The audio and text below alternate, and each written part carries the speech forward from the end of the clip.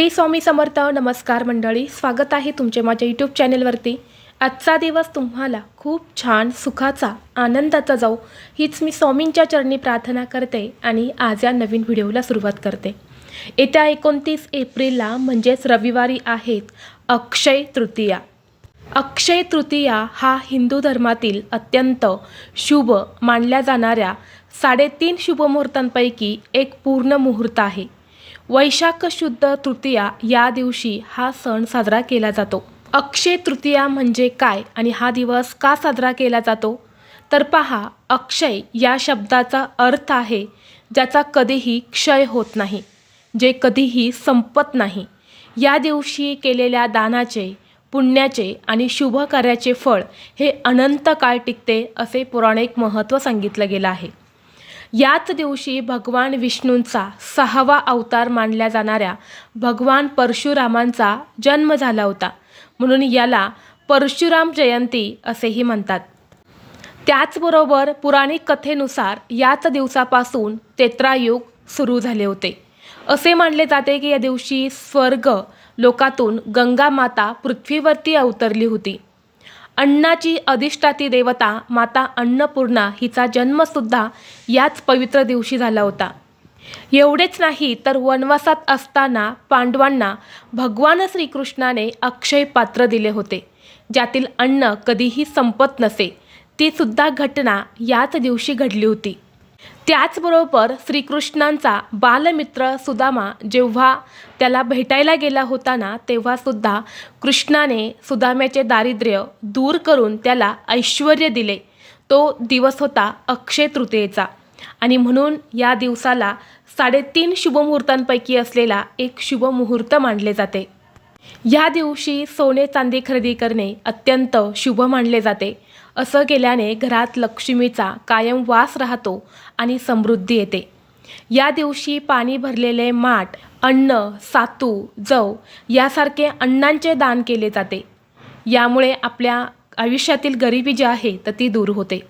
अनेक घरांमध्ये या दिवशी पितरांचे स्मरण करून त्यांच्या नावाने पाण्याचा घडा आणि अन्नाचे दान देखील केले जाते. नवीन व्यवसायाची सुरुवात करणे, गृहप्रवेश करणे, लग्नकार्य किंवा मोठी गुंतवणूक करण्यासाठी हा दिवस सर्वोत्तम आणि शुभ मानला जातो.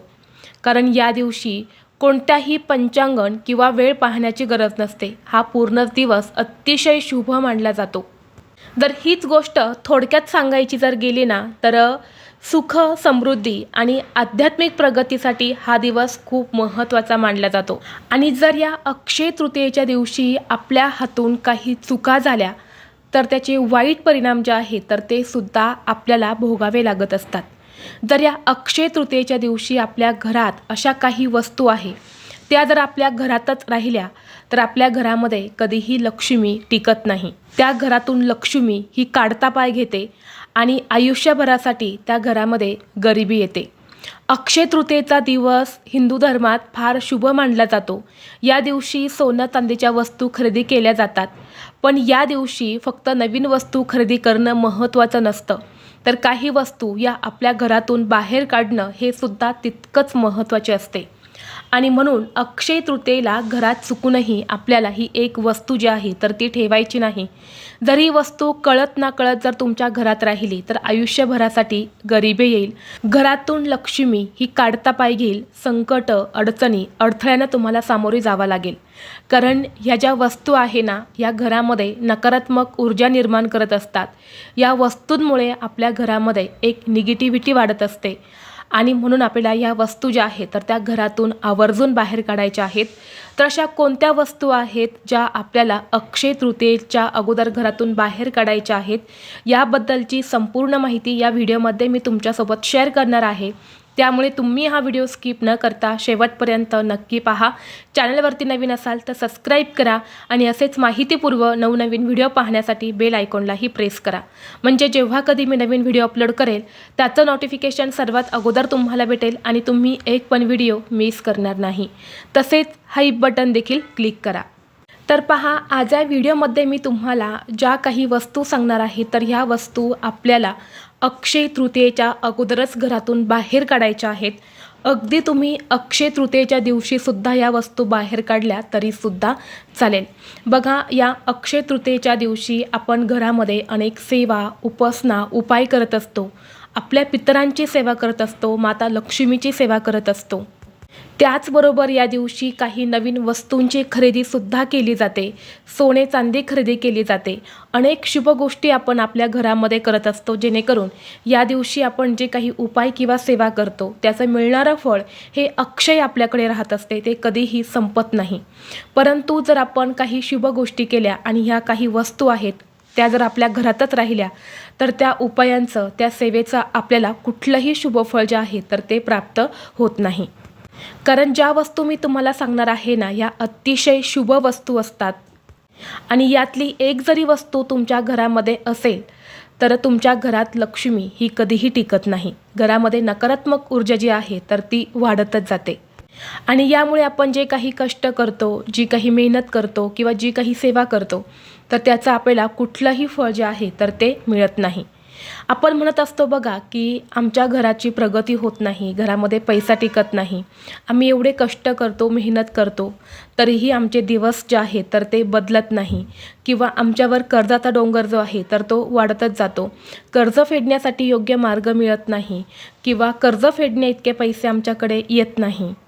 परंतु बघा, आपण जे काही कष्ट करतो, जी काही मेहनत करतो त्याच्यासोबतच त्याला नशिबाची साथ मिळण्यासाठी आपण काही गोष्टींचे, काही नियमांचे पालन जे आहे तर ते करायला पाहिजे. कारण आपल्या वास्तूमध्ये, आपल्या घरामध्ये प्रत्येक वस्तूमध्ये स्वतःची अशी एक सकारात्मक आणि नकारात्मक ऊर्जा असते. आणि आपलं घर जे आहे ना, त्या घरामध्ये सगळ्या प्रकारच्या वस्तू ज्या आहेत तर त्या भरलेल्या असतात. आणि त्या ज्या वस्तू आहे तर काही वस्तूंमधून आपल्याला एक सकारात्मक ऊर्जा मिळत असते आणि अशा काही वस्तू असतात ज्यातून आपल्याला नकारात्मकता मिळत असते. म्हणजे त्या वस्तूंमधून नकारात्मक ऊर्जा जी आहे तर ती तयार होत असते आणि यामुळे आपल्या घरामध्ये अडचणी ज्या आहेत तर त्या यायला सुरुवात होते. आणि म्हणून आपल्याला अक्षय तृतीयेच्या अगोदर या काही वस्तू मी तुम्हाला सांगणार आहे तर त्या घरातून बाहेर काढायच्या आहे. नाहीतर माता लक्ष्मीचा कोप होऊ शकतो, माता लक्ष्मी आपल्यावरती नाराज होऊ शकते.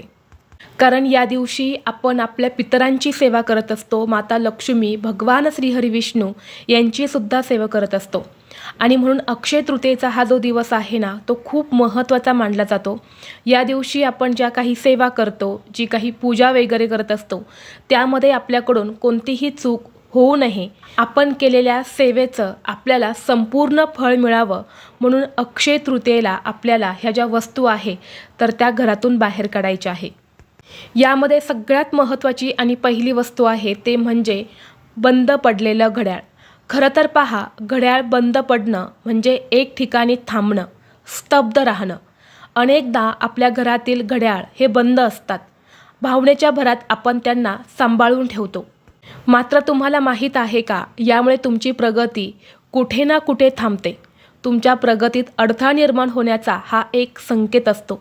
त्यामुळे जर घरात बंद घड्याळ असेल तर ते तुम्हाला आत्ताच बाहेर काढायचं आहे किंवा ते दुरुस्त करून तुम्हाला घ्यायचं आहे. कारण वास्तुशास्त्रानुसार बंद पडलेलं घड्याळ हे कधीही घरामध्ये ठेवू नये. ज्या घरात बंद पडलेलं घड्याळ असतं तिथेच त्या घराची प्रगती ही सुद्धा थांबत असते. म्हणून ही वस्तू जर तुमच्या घरात असेल तर आवर्जून ती तुम्ही घरातून बाहेर काढायची आहे. यानंतर पुढची वस्तू आहे, जर घरात फाटलेले, मळलेले कपडे असतील तर यामुळे तुमची आर्थिक तंगी जी आहे तर ती दिसून येते. घरामध्ये पैशांच्या अडचणी येतात. हे कपडे आपण घालू शकत नाही, यामुळे घरात लक्ष्मी ही नाराज होऊ शकते. यासाठी तुम्हाला जर तुमच्या घरामध्ये असे फाटलेले, मळलेले कपडे आहेत जे तुम्ही पुन्हा कधी वापरणार नाही तर ते आवर्जून तुम्ही घरातून बाहेर काढायचे आहे. या कपड्यांमधून एक नकारात्मक ऊर्जा जी आहे तर ती निर्माण होत असते. यानंतर पुढची वस्तू आहे ते म्हणजे झाडू. बघा, झाडूचा संबंध धन आणि लक्ष्मी यांच्याशी संबंधित आहे. तुटलेल्या झाडूने घरात कचराही नीट काढता येत नाही. तसेच यामुळे घरात नकारात्मक ऊर्जासुद्धा निर्माण होते. त्यामुळे जर तुमच्या घरामध्ये तुटलेला, खराब असा झाडू असेल, जो तुम्ही वापरत नाही, किंवा तुटलेला झाडू आहे आणि तो तुम्ही अजूनही वापरत असेल तर असा सुद्धा झाडू तुम्हाला घरातून बाहेर काढायचा आहे आणि नवीन झाडू हा तुम्हाला खरेदी करायचा आहे. जर आपल्या घरामध्ये तुटलेला झाडू आपण जर वापरला तर त्या घरामध्ये 100% पैशांच्या अडचणी येत असतात. यानंतर पुढची वस्तू आहे, जर तुमच्या घरामध्ये सुकलेलं रोपटं असेल तर म्हणजेच ते दुर्भाग्याचं लक्षण आहे. त्यामुळे वेळीच सुकलेलं झाड असेल तर ते घरातून बाहेर काढा आणि अक्षय तृतीयेच्या दिवशी हिरवगार रोपटं तुम्ही घरात लावा. यामुळे तुमच्या घराची भरभराट होईल. बऱ्याच वेळा असं होतं ना की आपल्या बाल्कनीमध्ये अनेक सुकलेली झाडं असतात जी भरपूर दिवसापासून तशीच पडलेली असतात. आपण ते घरातून बाहेर काढत नाही, परंतु सुकलेल्या झाडातून खूप जास्त प्रमाणामध्ये नकारात्मक ऊर्जा निर्माण होत असते. कारण झाड सुकलं की त्याची वाढसुद्धा होत नाही. तिथेच आपल्या घराची भरभराट जी आहे तर ती थांबत असते. आपल्या घराची भरभराट होत नाही. म्हणून असं सुकलेलं झाड असेल तर ते तुम्हाला आवर्जून घरातून बाहेर काढायचं आहे आणि अक्षय तृतीयेला पुन्हा त्या कुंडीमध्ये तुम्ही एखादं छानसं हिरवगार रोपटं जे आहे तर ते लावू शकता. ज्यामध्ये तुम्ही तुळस लावली तरीही चालेल, मनी प्लांट लावू शकता. यामुळे नक्कीच तुमच्या घराची भरभराट होईल. यानंतर पुढची वस्तू आहे ते म्हणजे वापरत नसलेले चप्पल जोड वगैरे जे असतात. बऱ्याच वेळा असं होतं ना, आपण नवनवीन फॅशनचे चप्पल बूट आणतच असतो, पण वापरत नसलेले जुने चप्पलचे बूट जे आहे तर ते आपण घरात तसेच ठेवत असतो. ते घरातून बाहेर काढत नाही आणि हेच गरिबीचे कारण घरामध्ये ठरत असते.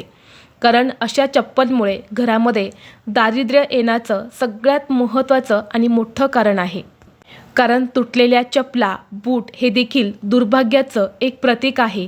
यामुळे घरात नकारात्मक ऊर्जा जी आहे तर ती निर्माण होते. आपल्या घरात येणारी माता लक्ष्मी ही सुद्धा परत घरातून निघून जाते. मग अलक्ष्मी आपल्या घरामध्ये वास करत राहते. आणि म्हणून अक्षय तृतीयेच्या आधी घरामध्ये तुटलेले किंवा वापरत नसलेले जे काही चप्पलचे जोड आहे किंवा बूट आहे तर ते तुम्हाला घरातून बाहेर काढायचे आहे. किंवा चांगले असतील तर ते तुम्ही ते कोणाला वापरायला सुद्धा देऊ शकता. त्याचबरोबर जर आपल्या घरामध्ये काही तुटलेली भांडी असेल, फुटलेली काही भांडी असेल किंवा काही भांड्यांना, काही वस्तूंना जर गंज लागलेला असेल तर अशी भांडी तुम्ही घरातून आवर्जून बाहेर काढायची आहेत. या भांड्यांमुळे किंवा या वस्तूंमुळे घरामध्ये अशांतता निर्माण होते. यामुळे माता लक्ष्मी, जिथे भांडणतंटे आहेत तिथे माता लक्ष्मी ही कधीही राहत नाही. माता लक्ष्मीला नेहमी जिथे शांतता आहे, जिथे आनंदाचं आणि सकारात्मक वातावरण आहे तिथेच तिला राहायला आवडतं. म्हणून बघा, तुटलेल्या भांड्यांमध्ये नकारात्मकता शोषून ठेवण्यासाठी खूप जास्त प्रमाणामध्ये ताकद असते. म्हणून अक्षय तृतीयेच्या अगोदर तुम्हाला अशी तुटलेली, फुटलेली किंवा गंध चढलेली काही भांडे असेल, काही वस्तू असेल तर त्या आवर्जून घरातून बाहेर काढायच्या आहेत.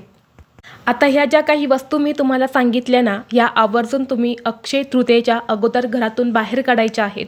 अगदी अक्षय तृतीयेच्या दिवशी तुम्ही घरातून बाहेर काढल्या ना तरीसुद्धा चालेल. आता तसेच या अक्षय तृतीयेच्या दिवशी आपल्याला आपलं घर हे पूर्णपणे स्वच्छ ठेवायचं आहे. कारण या दिवशी प्रत्येकाच्या घरामध्ये लक्ष्मी ही येत असते आणि तिला प्रसन्न करून घेण्यासाठी आपलं घर हे स्वच्छ असणं खूप महत्त्वाचं आहे. घर हे घाणेरडं ठेवू नका किंवा स्वयंपाकघरामध्ये खरकटी भांडी ठेवू नका. सकाळी लवकर उठून आपलं घर हे स्वच्छ करायचं आहे. मुख्य प्रवेशद्वारावरती छान आंब्याच्या पानांचं तोरण लावा, रांगोळी काढा, उंबरठ्याला हळदीचं लेपन करायचं आहे. आपल्या देवघरातील देवांची विधिवत तुम्हाला पूजा अर्चा करून घ्यायची आहेत. धूप दीप अगरबत्ती लावून घरातील वातावरण हे प्रसन्न काढायचं आहे. मुख्य दरवाजावरती तुम्हाला स्वस्तिकसुद्धा काढायचं आहे. आणि अशा पद्धतीने तुम्हाला हा जो अक्षय तृतीयेचा सण जो आहे तर तो साजरा करायचा आहे. या दिवशी जर तुमच्या घरामध्ये जर तुमचे सासू सासरे हयात नसतील तर त्यांच्यासाठी सुद्धा तुम्हाला सेवा करायची आहे. तर ती सेवा कशी करायची आहे, या अक्षय तृतीयेला पितरांसाठी कोणत्या गोष्टी कराव्या याची जी काही माहिती आहे किंवा याचा जो काही व्हिडिओ आहे तो लवकरच मी तुमच्यासोबत शेअर करेन. तर ही अत्यंत महत्त्वाची माहिती मला तुमच्यापर्यंत शेअर करायची होती. व्हिडिओ तुम्हाला आवडला तर लाईक करा, चॅनलवरती नवीन असाल तर सबस्क्राईब करा आणि असेच माहितीपूर्व नवनवीन व्हिडिओ पाहण्यासाठी बेल आयकॉनलाही प्रेस करा. चला तर मग भेटू असंच पुढल्या एका नवीन व्हिडिओमध्ये. तोपर्यंत सर्वांना श्री स्वामी समर्थ.